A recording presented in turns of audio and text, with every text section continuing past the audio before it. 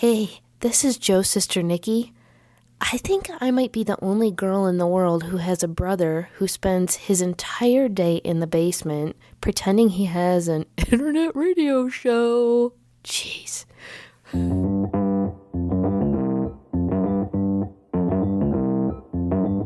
Live from Joe's mom's basement, it's the Stacking Benjamin Show.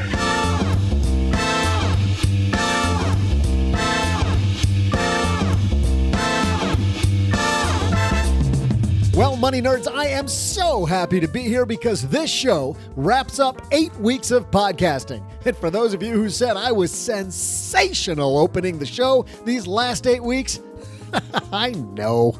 It's just so easy. But let's bring this ship into port with maybe our best Friday show ever. Today we're talking financial self-talk. Well, that's funny. Mom always said if I did that too much, I'd go blind. Huh. Well, we're also going to talk hiding money from yourself and weird money stories. To help us from the Money Nerds podcast, we'll welcome Whitney Hanson. Joining her from lenpenzo.com, that adorable ginger with a dreamy voice, Ed Sheeran. I'm just kidding, it's Len Penzo. And rounding out our group, the author of Control Your Cash, Greg McFarland. God, I hate that guy. But that's not all. In our Friday FinTech segment, we welcome back the CEO of money app Rize, Justin Howell. And now, the guy who's co-pilot on this last episode, Joe Saul-Sehy.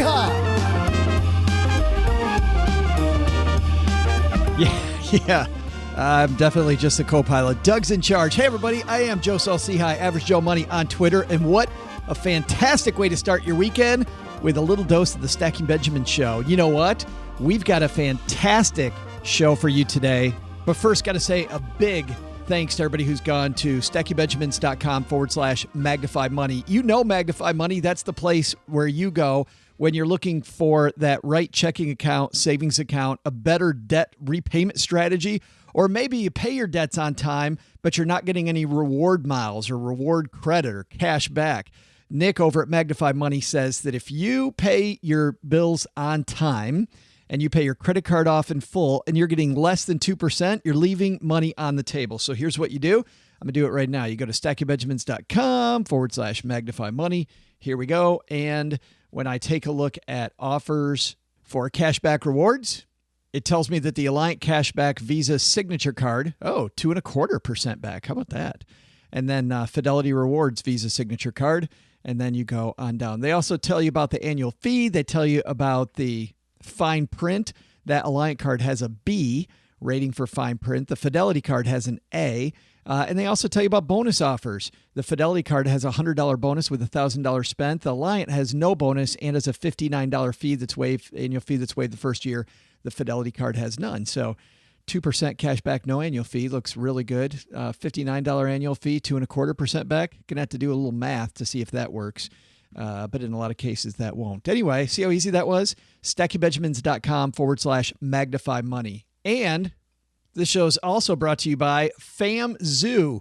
Wouldn't it be cool to teach your kids the good money habits they need to stack some Benjamins from the very beginning instead of learning the hard way after college, like I did, when you've already completely wrecked your credit? You got to figure it out later.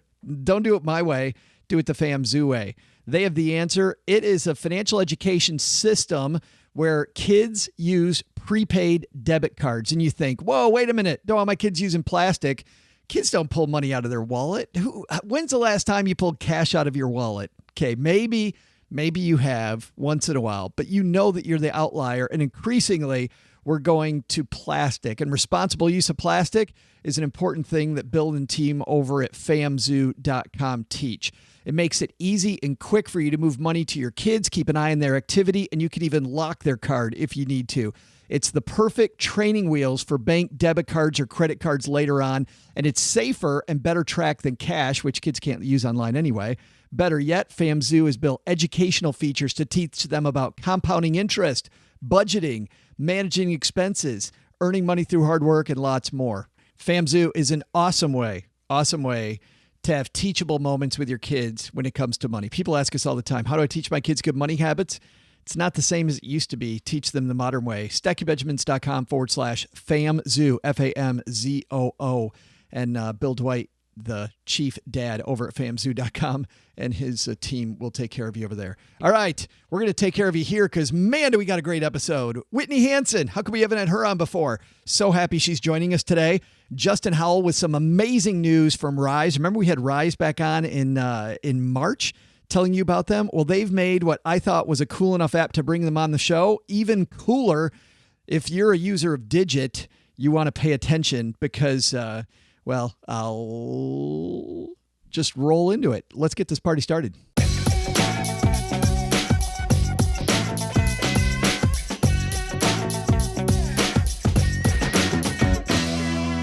All right, let's walk across the basement here and dust off the shortwave. Call up some of my friends who are in the business of either financial writing or today it's podcasting. But I think we're going to start out in the desert where Mr. Greg McFarland from Control Your Cash, the author of the hit book Control Your Cash, joins us. How's that? That's better intro. You're punishing me by making me go first, aren't you? By the way, that's the book that Len Penzo said was the greatest personal finance book ever written. Ever written or that he ever read? I'm not sure which. It's a big difference. It's that I ever read. Okay, so there's probably better ones out there. I've read 2 personal finance books. Right? Yours was way better than the other one, which was a self-published ebook on a website that 38 people read, Greg. How great is that? I think the other one sold more copies than mine. It was The Simple Dollar. And the guy that you're hearing, who apparently is here with us, Len Penzo from Los Angeles, California, and the wittily named wenpenzo.com. Wen Penzo. I called you Wen Penzo. Wen Penzo the Cackler. Yes, that's me. And Greg, it is a phenomenal book. Like I said, I'm forcing my kids to read it as well. It's perfect for kids just leaving the nest. Thank you. Don't tell me that. Tell Whitney. Maybe she'll buy a copy. Hey there. Well, you're giving away our next guest. Actually, what's funny is maybe Ms. X will buy a copy. Maybe mystery guest. Coming to us, the host of the Money Nerds podcast. It's about time she got here. Whitney Hanson joins us. Thanks, guys. I'm so excited to be here, and I guess I need to buy a copy of the book. You totally have to. Now, I don't know where you're located. Where are you at? Boise, Idaho. Awesome. And there's tons going on in Idaho tonight, isn't there? Oh, yeah, absolutely. So tell everybody about the Money Nerds podcast, because you've got a fun show and also fun. You do Facebook Live chats, too, which are awesome. Yeah, my Facebook Lives are called Tipsy Tips, where we drink wine and chat about money. So it is a ton of fun. And the podcast it's more conversational, but it's picking people's brains on that have done cool financial stuff or have cool jobs. So, for example, I got to interview a guy that was an astronaut and spent 200 days in space. Awesome. And it was really fun. It's so cool. And we'll link to the show and our show notes at StackyBenjamins.com. Thanks for joining us. So let's get started, guys. We're going to start with the site that I think has the best name ever, manrepeller.com. This is written by Megan Naismith. And Len, I think we'll start with you. I love this idea that she talks about. If you keep telling yourself I'm broke over and over, it's like a bad thing to say over and over. Well, that's what she says. I'm not sure I necessarily agree with it, but that's what she says. Basically, when you use the term broke, she states that you kind of misuse the word because we're not really broke. Most of us here in the developed world, compared to the undeveloped world, we're misusing the term. And so using broke is just a poor excuse for not wanting to spend things. Was that a pun on purpose? Saying broke is a poor excuse? Yeah. Did you really do that? Yes. You thought you were going to get that one by me, didn't you? I thought I was. Yeah. Whitney, is that all she's saying, though? Because I kind of thought she was saying something else, too, that you've got this self-talk going on, and that's not good for you. Yeah, I mean, I agree with it to a point. I thought it was a good point to make that the more you tell yourself the negative things, the more you start to believe that. However, my first reaction was, I agree, but if you are broke, you should probably be okay with being broke and not overspend too. So I was a little contradictory there, but it was a point that I thought was interesting. You're saying it's okay to look in the mirror and say, you know what, I'm broke, so change your habit. Oh, heck yeah. Absolutely. Yeah. Yes. Yes. Number one on her points here, because she's got several, and Greg will go to you, is treat your money well. You know, Susie Orman in her first book says this same thing, that if you learn respect for a dollar, that's when you're going to start finally using dollars appropriately. You agree with that, or is that a little foo-foo for you? Man Repeller has never actually been about repelling men in the literal sense, but asserting your sense of self in your interactions with fashion every day. Oh, this chick sounds like a party. Haven't we established after I don't know how many podcasts that most people overestimate their wealth as opposed to underestimating it? And I think not enough people say they're broke. I mean, we all have access to money. We all have credit cards. Mm-hmm. Is it a case of spending the money that you have access to, or spending the money that's rightfully yours? You're saying you're saying too many of us, Greg, flaunt money we don't have, pretend we're rich? Absolutely, yeah. It's not even pretending you're rich in, like, I'm going to buy $6,000 rims for my $4,000 car, but it's more like going out and every night of the week socializing, more food, more alcohol. Yeah, I'll just slap it on the credit card and spend the next 20 years paying for it, because it's not even that I don't want to look like a big shot. It's that I don't want to be left out. I don't want to be the person who's seen watching his or her pennies. Len, but this idea of treat your money well, about cleaning your wallet out, dumping the old receipts, having some respect for the dollar. Are you into that? No, Joe, I'm telling you, this. I don't like this article. I'll be honest with you. I think this article is garbage. It's new age. It's new age. I totally don't. Financial garbage. Treat your money well. I don't get it. Taking your receipts out of your wallet. What is that? How does that help you? When somebody had a good point. They said, "Hey, I'm broke. I'm not going to spend something." She's saying, "No, you got to go about it this new age way about." Here we are, number one, treat your money well. Take receipts out of your wallet. Yeah, but you're buy a fancy purse and to hold your money. And then when you pull your money out, you can relish, you can cherish the money that you're spending. And I just don't get it. I mean, this is making something so complicated. Whereas if you don't have money to buy something, you recognize that. I don't care if you say you're broke. So what? You're broke. You recognize it. That's a good thing. She donated her chunky wallet, now uses a small change purse she found in London. It says it was handwoven by elderly Welsh women, and that's a delight. I marvel every time I take it out, and I relish that pause. So every single time she takes out that change purse, she thinks about the value of her money. Whitney, does this speak to you at all? I mean, parts of it. I understand that honoring your money is important, but I think that the issue here is simply cleaning out your wallet and dusting off the dollars and making them all straightened out. That doesn't give you respect for money. What gives you respect for money is understanding that you worked hard to get that money. So to me, that's how you get more respect for money. So I didn't really resonate with that point specifically of your article. Did you like point number 2 though then? Because I think you're speaking to point 2. Thank yourself every time you complete a financial transaction. It says Absolutely. Try it for a week. Honor the work you did that allowed you to make that purchase. Yeah, that point spoke to me so much, because it wasn't the thank yourself for transactions, because I can see people trying to give themselves gratitude for spending extra money that they shouldn't have. Right. But she backed it up by saying, thank yourself that you were able to have the opportunity to pay those bills on time. And that I think is super critical. Yeah, it's almost like, Greg, what Paula says on the show, which when you go through a transaction, almost like you're adding up the money, the amount of hours it took you to make that money. So when you buy something, make it worth it. Exactly. And when you start translating dollars into time spent affording those dollars, it'll change your spending patterns drastically. What about this idea, Len? We're going to get something good out of you, Len, Mr. Surly today. How about number 3 here? Keep your money in your sights as much as possible. It says this means taking advantage of opportunities to see it move and change hands up close. Share it with your community by buying local, joining your neighborhood yoga studio, supporting small business whose supply chains you can see. You like that? I guess. What's that got to do with being broke? I don't get it. Okay, great. What does that have to do with anything? That's honoring your cash. Okay. Whitney, welcome to the show. I don't want you guys to read any of my articles now. I know, that's right. I'm like, oh, dang. I know, really. All right.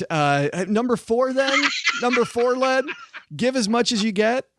And it says you don't even have to give money. Give time, give service. No? I guess I'm going to call my senator to protest the death sentence masquerading as a health care bill. What gets me is Megan here seems to confuse health care with health insurance, but that seems to be another issue. All right, we don't do politics here, so we're gonna move. We're gonna move on. Man, Len is in rare form today. Our second piece comes to us from brokegirlrich.com. When you get money, get rid of it. Whitney, can you describe what Mel here is talking about? When you make money, get rid of it. She's not talking about spend it, is she? No, gosh, no. She's talking about just essentially putting it into savings account or allocating it immediately when you get it so that you're not blowing it at the end of the month. Len, tell me you like this idea of being a squirrel and squirreling the money away. I do, and I like this. I like this article, and I even like the picture of the squirrel with the nut there, the acorn. Has that? I think this is I like this article. This is a good one. All right, has that been a key for you? The second you get money, get rid of it, get it out of your sight. I try to, yeah. That's one of the. What's really nice is if you can automatically route this stuff, and we talk about this all the time. It automatically route as much as you can from your paycheck as fast as you can. Your bills, you can do your automatic pay. Your retirement, you can have it taken out of your paycheck immediately. The less income you have that you haven't already committed, it's less likely for you to blow it on other things. So yes, I'm totally with this author here. Who is this author? This is Mel. Yep, Mel at totally with Mel on this at Broke Girl Rich. Greg, this sounds like a control your cash idea where you take money and hide it from yourself. Have you always been a good saver, or is this a technique you use? What a euphonious way of saying, have you always been cheap? And the answer is yes, pretty much. What she's saying, I mean, it's kind of tautological here. Every dollar that you get, you either have to save or spend. If she means it literally, keep the money out of your sight. I mean, I can't remember the last time. Well, no, I'm exaggerating, but I really don't deal with cash all that frequently. I mean, money comes into one account. I disperse it into other accounts. It's just a handful of keystrokes that I have to take care of every month anyway. So I might as well do them early in the month. I think that's what she's saying, more or less. Well, if the money sat in front of you, though, Greg, would you spend it or would it still stay in your wallet? I got everything I need and no kids. So, all right. I wouldn't spend it. Because, Whitney, I get $5 in my wallet. It's gone in a day. Oh, yeah. I'm going to Starbucks, man. Right.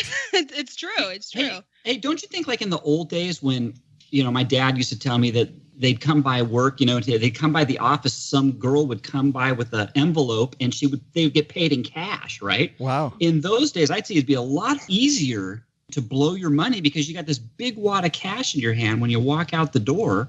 It's kind of a blessing today that everything's automatic, it's digital, and it's automatically deposited. It's a lot easier to save today than it was in the old days when you were getting paid in cash. Well, I don't know about that because you look at these studies that show that people spend more money using plastic than they do if they spend from cash in their wallet. Well, I'm talking about the routing of it. You're right. I agree with you on that. I definitely agree with you on that, Joe. But I'm talking about because it's digital, you can take your income from the beginning and route it away from you before you can get your grubby hands on it to spend it. But I think the key there is that's up to you. Whitney, are there any games that you play with yourself to get yourself to save more money than you would if it was just an envelope being paid to you in cash? Yeah, you guys kind of hit on it when you first started talking about Paula's tip as well of putting it into how many hours do I have to work for this to actually get paid for? And that puts it into perspective. If you're going to go out to dinner and it's going to cost you $50 and you're like, oh God, I got to work an hour for this. It helps you really see what your money is going towards. But I have to chime in on this because I like the idea of, yes, it's easier to set up automatic transfers today. However, the temptation for younger people, especially, to buy because of, oh, I saw this on Instagram, or the advertising is so heavy that I would say that the temptation to spend is even stronger than it ever has been. Yeah, so you play that mental game then to get around that. Is there anything else you do? Do you use any apps or anything that helps you? Like, you've got Digit out there, or Chime, or Clarity Money, one of these things, Rize? I personally do not because it's all set up now. Okay. But I'm a big fan of Capital. Yeah. I think that one's really fun to kind of gamify it and get you excited about saving. Yeah, that's cool. Len, do you use any tricks yourself like Whitney uses? Nope. I just... Because you're cheap too. Because you and Greg are cheap asses. That's we are cheap. Look, we're cheap asses, but you know what? It's serving us well. Hey, I'm not so cheap. You know what? Next time we're all together, drinks are on me. I know. Well, and I'm kidding because I've hung out with you before, and you're not cheap. You're not a cheap date, Len Penzo. No, I'm not. I don't even know where I'm going with You that. just want. I know what you want. You're just going to get a double next time we go out drinking. I know that. That's exactly it. All right, let's move on to our third piece. And this one, we're not going to spend a lot of time on this piece. I just thought it was kind of funny and a good way to set up a little quick discussion here about things that have happened to us. Lost high school ring, quote, keeps coming back to Florida woman. This is an Associated Press piece. Says a Florida woman says her high school ring keeps coming back to me. First, Shannon Rose Forrester, who lives near Pensacola, lost her class ring when she had a car wreck shortly after graduating from high school in 1979. Her father was a sheriff's deputy, eventually found the ring at a pawn shop. The second time she lost it was while stationed at a Navy Reserve Center in Hancock, Wisconsin, and somehow the ring made its way to a kitchen drawer in a house some 30 miles away in Custer, and she found it again. Anyway, she's found this ring 4 or 5 times, and I'm wondering, there any weird money? Everybody has a weird story, some weird transaction or weird money story that's happened to them. Whitney, you're our guest. We'll let you go first. Weird money story? Weird money story. So unfortunately, I've never had money keep like arising in the same area. That'd be really cool, but I haven't been that lucky yet. So weird money story that happened to me and taught me a valuable lesson was in high school. I financed a car. My mother co-signed, so 2 no-nos. And when I did that, I didn't really know much about cars. I didn't have somebody check it out. So I was like, oh, it's cute. It's a convertible. It's got nice graphics on the side. Let's go with that. Purchased it and pretty soon found myself paying for a car that had the motor blown out. So it was a knocking rod. So yeah, early life lesson, but a very, very good one. So that's one of my scary money stories for sure. What have you done since to not have that happen again? I drive a 2001 Toyota Celica. I've been driving the same car for like 10 years. There it is. Greg, how about you? Best one I have, and this is not even all that good, but it's the best one that I have, is 1977, probably before Whitney was even a foul thought in her father's head. And I found a $195 check, and that was big money in those days, sitting on the beach between 2 pieces of driftwood. And I picked it up, and I showed it to my mother, and it was made out to whoever the payee was. Long story short, we found out that the guy lived not too far from my grandfather and showed up at the house one day and claimed his $195 check and gave me a shiny $5 Canadian bill. And that was when I learned that, yeah, honesty pays about 2.5%.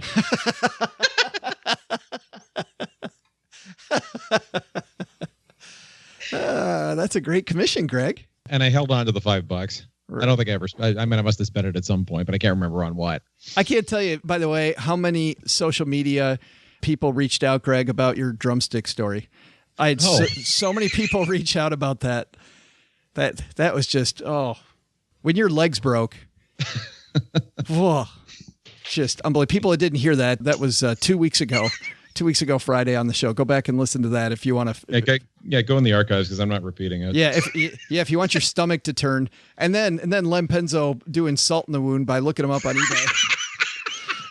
It's seeing that those drumsticks worth a lot less. Whitney's like, "What the hell are you guys talking about?" Len, I love it. This is awesome. Len, it's your turn to tell us this. Tell us a story, Uncle Len. Well, I was on the freeway once following a armored car, and the door opened. No, come on. Can I finish my story? Okay. And the door opened, and out came a brick of $100 bills. And so I pulled over, and I picked up the money, and it was counterfeit. No way. Really? No. I just made it. I don't have a story. That's the best thing I made that up on the fly. I thought we were going to be able to do a campfire stuff, and I was going to tell you a true story that was really strange. Can it be money related? Yes. At this point in the show, it's already off the rails. So let's do it. Well, Whitney and Greg gave the money. I really don't have a weird money story, but this is true. So help me God. My mother-in-law moved away from her home that she'd lived in for many, many, many years. A few months ago, she moved away. My son was there, and and her husband had passed away in the home 7 or 8 years ago. But my son was vacuuming, getting ready to move out, cleaning up the house, getting ready for the new people to move in.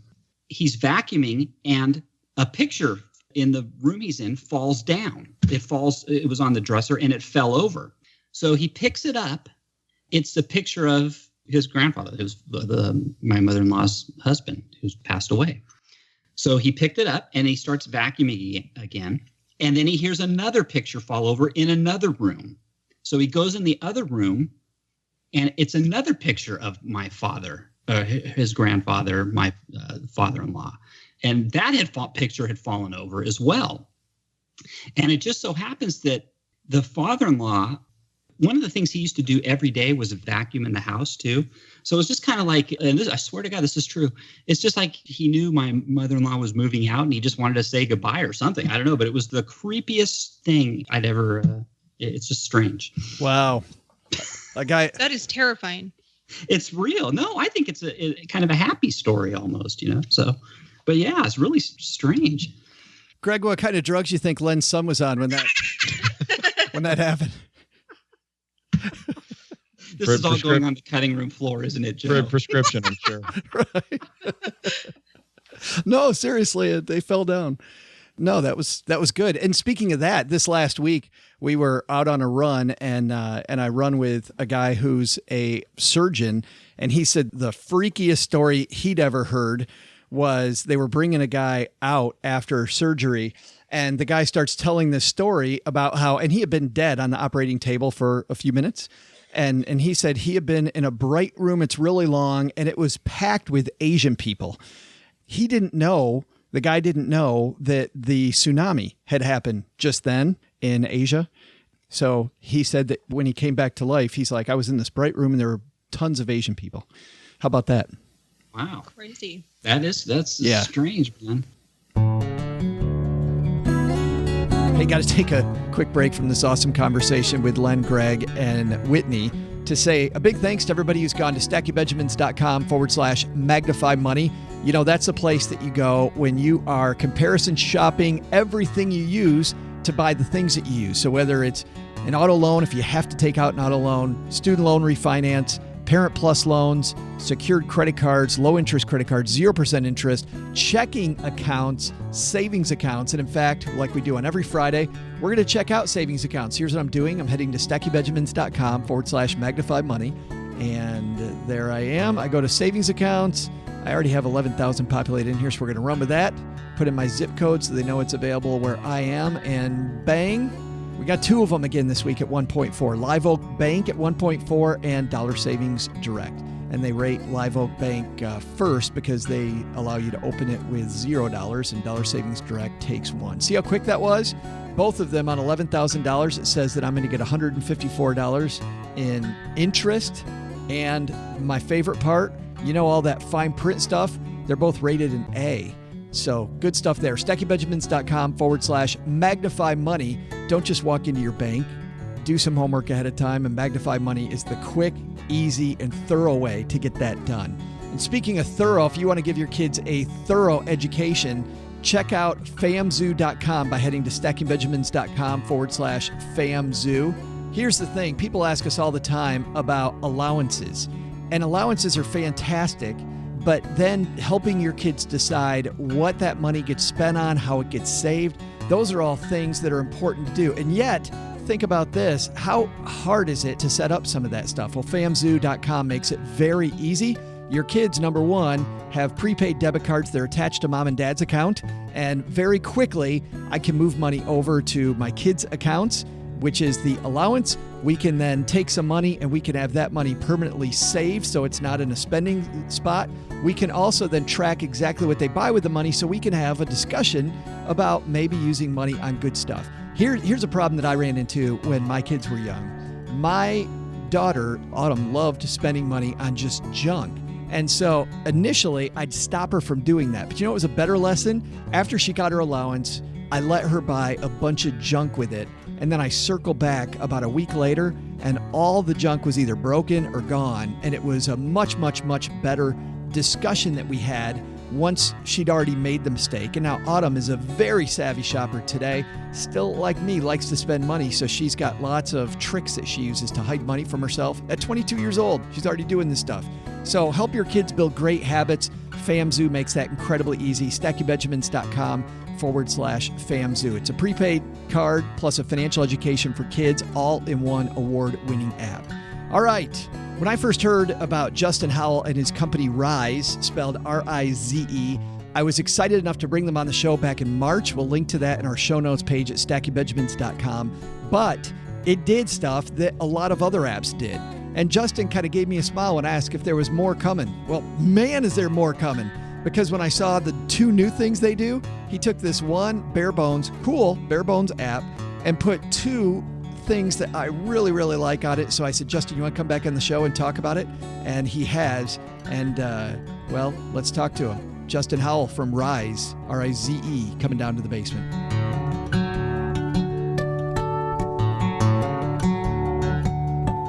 And Justin Howell from Rize joining me in the basement. Have a seat, man. How have you been?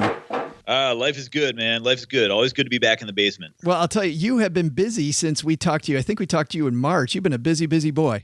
You are not kidding. It's all been good busy, though. It's a nice kind of problems to have, right? Absolutely, yeah. And I want to get to that. But for people that missed you when you were in the basement last time, tell everybody what Rize is. It's an app. Yes. Rize at its core is an intelligent online savings account that helps you automatically save for goals that you care about. So you sign up for Rize and you choose one or more savings goals. That might be building an emergency fund, saving for a down payment on your home, that vacation you've been meaning to take, your wedding, what have you, anything that you want. You securely connect your bank, and then we automatically move money from your checking account to your Rize account on a schedule that you choose. So you're always in control. We encourage you to do it right after each paycheck so you're paying yourself first, because we really designed Rize to kind of act like a 401k for everything else in your life. You don't see it. You don't spend it. You get unlimited goals. You can transfer money back and forth anytime you want, completely free of charge. We give you a great interest rate, currently 90 basis points, 0.9%. That's 15 times the national average. And as a riser, you choose what you pay to use the system. And it's funny because it's so simple, but behaviorally, it's so powerful to hide money from yourself. Yeah, it really is. Instead of trying to do that incredibly arduous process of budgeting, for example, and trying to save whatever's left over, guess what? In a world designed for spending, the world wins. There's never anything left over. If you just make a little mental flip and put that money that you're committing to save aside each month first and spend the leftovers, it works. It's kind of like magic, but it really, really works. Now, you're not saying pay yourself first. That's crazy talk. I've never heard that before. No, I'm kidding. No, particularly a Stacking Benjamins listener is probably the first time they've ever heard that term, right? Right, absolutely. Yeah, they don't learn anything here. You know that. If you learn something here, keep it to yourself. But, yeah, exactly. But I do want to talk about this. You guys, when we talk about you being busy, you didn't stop there. That's all the stuff we explained in March. You've kind of gamified it now where you have these power-ups. Tell me what power-ups are all about. So the idea behind power-ups, there's a new set of features we just launched, is all about helping you save more and reach your goals faster. Because look, our generation of millennials, right? We want it all now. We don't want to just live in the future. We want the life that we envision as fast as we can possibly get it. So our goal is to help you actually do that a little bit faster. So we're going to be releasing a whole bunch of power-ups over the course of the rest of this year. We just launched the first 2 called Accelerate and Boost. So I can choose as a Rize user which one of these I take advantage of. Absolutely. Yeah, Accelerate, it's pretty simple. Just automatically increases your monthly savings by 1% each month. So if you're saving $200 this month, you'll save $202 next month.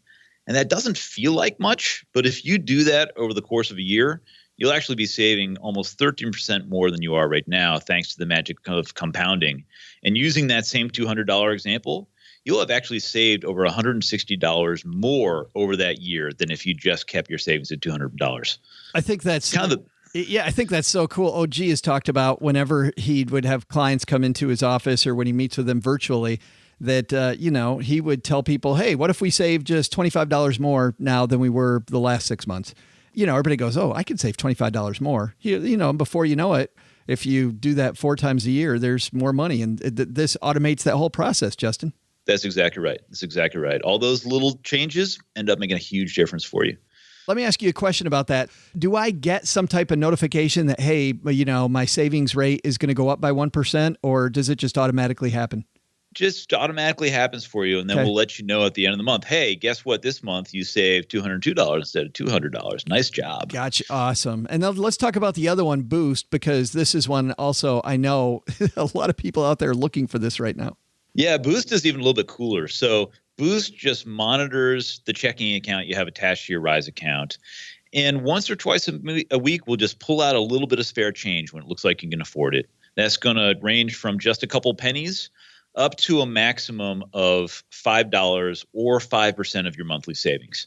This is not going to be the primary way that you save through Rize, right? That's still your monthly savings where you're paying yourself first, but Boost will give you just a little extra boost, a little extra juice on the side of that. And there's other companies, I'm thinking of one in particular that will go unnamed, that now charge for really what you're doing with Boost. My question to you, Justin, is this something that people are going to start off on and you're going to have to find a way to monetize this later on, so you're going to start charging for later? I really hope not. Let me explain how we actually make money right now at Rize. And you pay what you want to use Rize. So we encourage you to contribute $1 to $3 a month or so. That's on average what people are kind of putting into the system for us. But if you're in a financial pinch or just getting started saving, you can pay nothing and have full access to the system. That's part of our commitment to transparency and putting our risers first. We succeed when you succeed. Can you talk at all about the other power-ups that are on the way? We can't give away all the secrets here. That's part of the fun. But they're going to be equally part of, all along the same theme of kind of helping you increase your savings and help you get even more out of those savings. Some pretty cool stuff out there that might involve some things like, I don't know, some investments or things like that. Oh, man. More to come. A lot of stuff in the works. Well, yeah, I was so surprised. I think only one time have we had one of our fintech companies back on as quickly as you've come on, which is we had Thomas Smythe from Ask Trim when they made some big changes. So it's really exciting to see how fast you're working, Justin, and I can't wait to talk about the next steps. Yeah, you and me both. It's one of those things where it's taken a while to build Rize. There's a lot of complexity here, but I feel like we're really starting to hit our stride as a company, and it's really cool to now have Rize out in the world.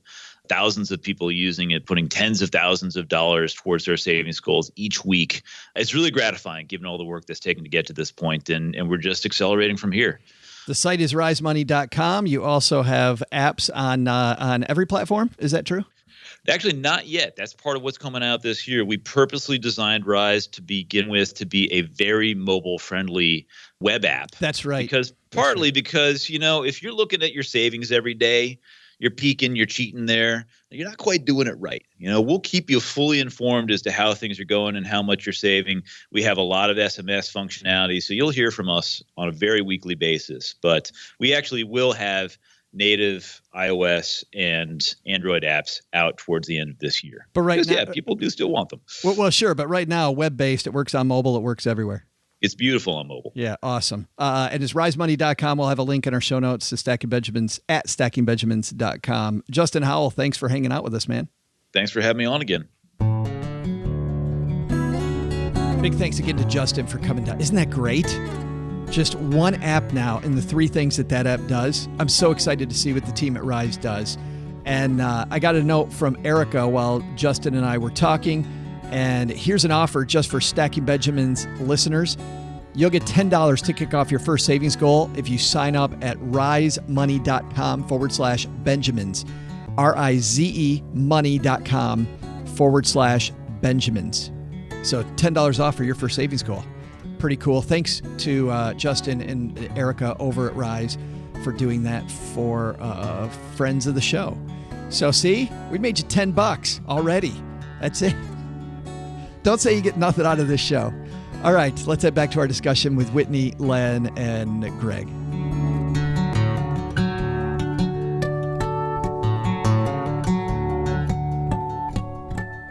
My story, back to money stories, I was to pay my way through college. I was a disc jockey, and I was playing this high school dance in Coldwater, Michigan.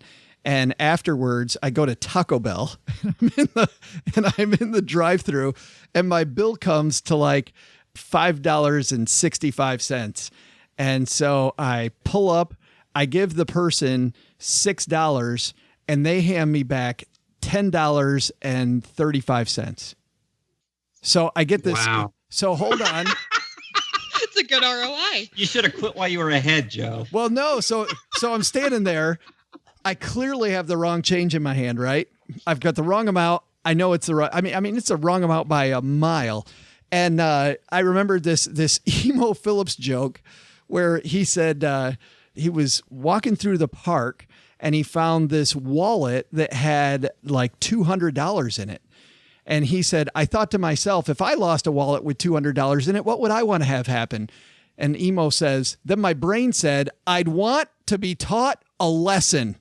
And so I'm sitting there with $10.35, way too much money. My brain goes, I'd want to be taught a lesson. And I smiled and waved. And I'm sure a Taco Bell employee learned a lesson that night. So you didn't give him you didn't tell him? Isn't that great? Yeah, that's the Joe stole money from Taco Bell story.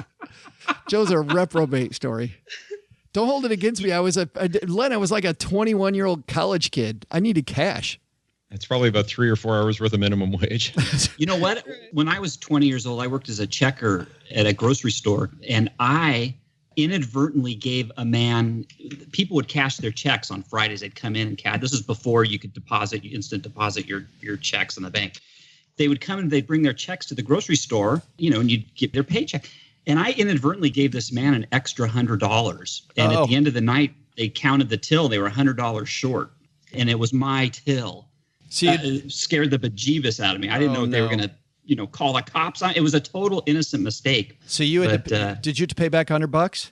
No, you know what? I didn't, because I was in a union, and the union protected me in that case. So I actually got my money's worth on my dues for that month. You guys are starting to make me feel a little guilty about not giving the Taco Bell person back the change. At the time, I just thought it was funny.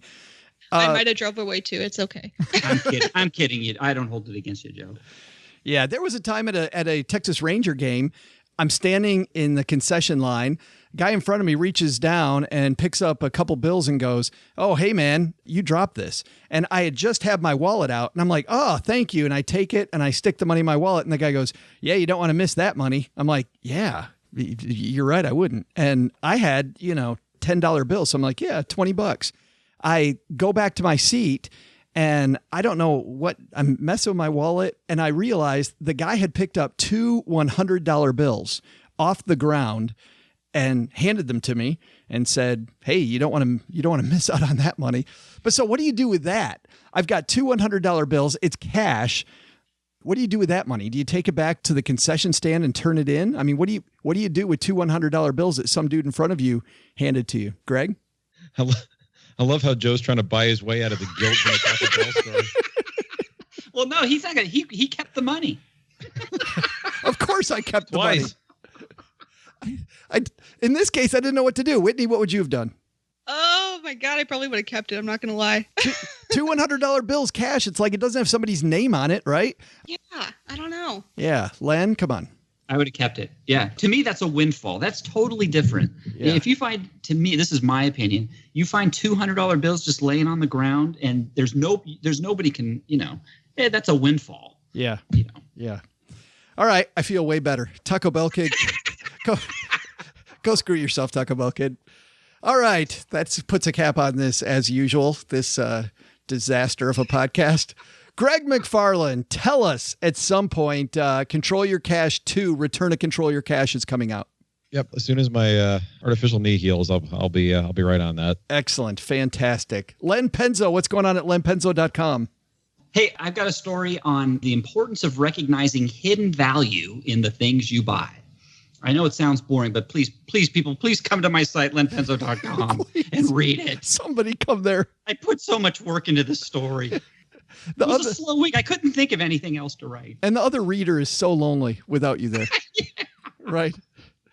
Whitney Hanson, thank you so much for hanging out with us. Thank you, guys. It was so much fun. Well, let's talk about the Money Nerds podcast. What do you got? Because you've always got crazy stuff happening on the show. What's coming up?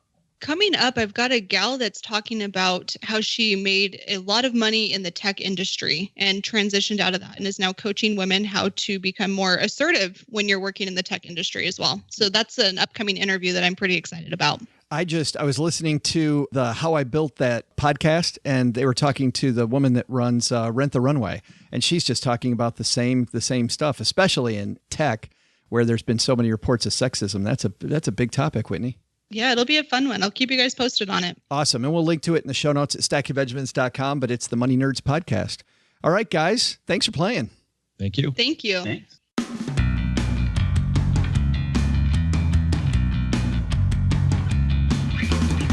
Hey, that's going to do it for this episode, and it's going to do it for this 8 weeks.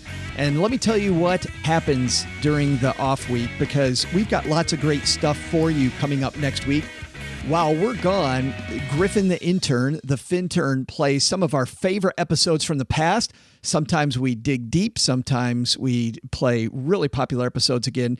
I prefer personally to play episodes that not a lot of people heard, but that were really good. And usually that's because I gave the show a crappy title, so the numbers weren't as high as they should have been. So excited about the next week. I'm going to leave those a surprise for you right now. I like that. But let's go back and talk about this week. If you missed Monday and Wednesday, Gooding, Rock and Roll and Money, man, we've been playing Gooding here in the basement nonstop since in fact, Steve, when Steve was engineering the show, I don't think he'd ever heard Gooding music. And he was talking about how much he liked the song, Hey, Hey. I prefer Mountain of the two songs that we played, but just good stuff from Gooding on Monday. And how passionate about financial education. That was really cool. And then on Wednesday, who's a better investor and saver, men or women? Alexandra Tossig was here. And if you missed that, we don't really care who is better. I'll leave that if you want to listen yourself. But what we care is to emulate those traits. And it's really exciting, some of the tips that she shared from Fidelity. It was good stuff. That was this last week, and we went over next week. Let's talk about our game. You have only a couple days left to get in on the game. We're going to close out the game on September 1st, and then when we come back, OG and I are going to begin the new game immediately. However, we won't be able to close out this game because we're recording a little bit ahead because I am headed to France. So I'll talk more about that later, but we will close out this game. We're going to have a little moratorium, and then probably about halfway through September, we'll start talking about who won this game. So, new game coming up. We're going to reboot for those of you who are new to the show. When we have Friday shows, not only is it a different format with our roundtable guest of experts from around the nation and elsewhere, but it also is the time that, because OG's not here with me, my normal co-host, I play a game to entertain myself, bring you along for the ride. So that's what happens on Friday, and we're just finishing out the current game. All right, that's it. I didn't even talk about what the game was it? We're doing movie titles that describe Doug's life, and I love this one that we just got from Sharon. Sharon said she can't believe that nobody has talked about this one before. Clueless. Nobody said Clueless until Sharon just did. Isn't that funny? Like that's almost first one you should think of when you think of Doug. She also says, by the way, P.S. you should binge watch Psych. Great characters, very funny, lots of pop culture references, especially from the 80s, and great guest stars. You'd love it. I do love it, Sharon. My daughter Autumn, who we were talking about earlier, we were talking about Fam Zoo. Autumn loves Psych, and I've watched many episodes of the show with her. And it's funny because I'm always binge watching something else, but I got to go back and watch it from the start. The issue with me is I've seen so many episodes, it's almost like Seinfeld. When I go back and I see an episode I haven't seen, I'm like, wow, I thought I saw all of them, but I've never watched Seinfeld from beginning to end. So maybe I got to take Sharon's advice and do that. All right, that's it. Have a fantastic week with the FinTern. Next week, we'll see you back here on Labor Day. We're kicking off the new 8 weeks. We're talking 529 plans with James DeUlio. And then Wednesday of that week, we're talking to Douglas and Heather Bonaparte on the Millennial Money Fix. Fixing whether you're millennial or not, you're going to like that. And if you know anybody who has kids going to college, or if you're going to college, or you want to know different college savings plans and the future of those, talking that on Monday. But of course, as you know, that's just one little part of the show. We're going to have our usual financial circus going on of all kinds of other stuff on those days. All right, everybody. Have a great weekend. Go Stacks and Benjamins. Bye-bye. Special thanks to Whitney Hanson for joining us. You'll find out more about the Money Nerds podcast wherever you listen to your favorite money show that teaches you absolutely nothing. I wonder where the hell that is. Huh. Can't be here. Greg McFarlane appears courtesy of Control Your Cash. Len Penzo appears courtesy of lenpenzo.com.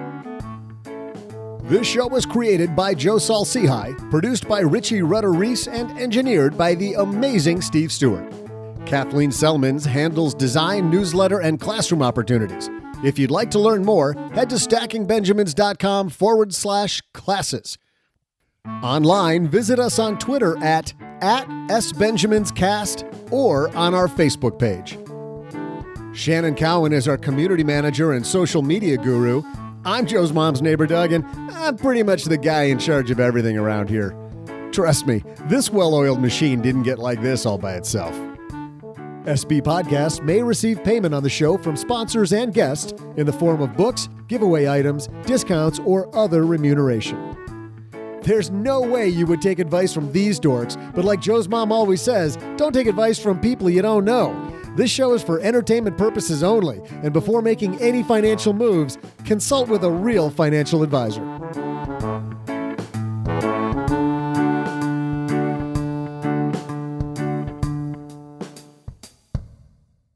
Wait! Where are you going? I was going to make espresso.